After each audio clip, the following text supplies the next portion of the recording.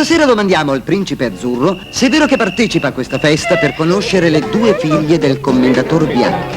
In effetti, ero venuto qui per conoscere Cenerentola, ma sembra proprio che non sia stata invitata.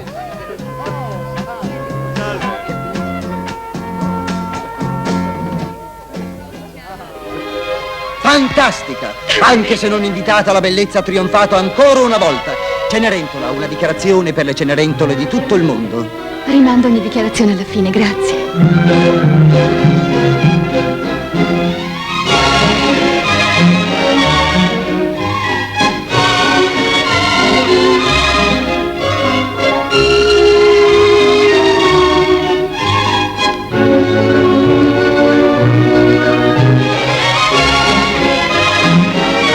Sentiamo che cosa ne pensa il pubblico.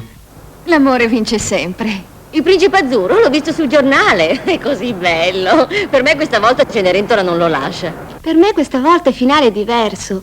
Cenerentola non lascerà il principe azzurro. No! Nonostante le previsioni del pubblico, la tradizione è stata ancora una volta rispettata. Cenerentola ha lasciato il principe azzurro ed è ritornata in cucina. Ci deve essere qualcosa sotto e noi vogliamo scoprirlo.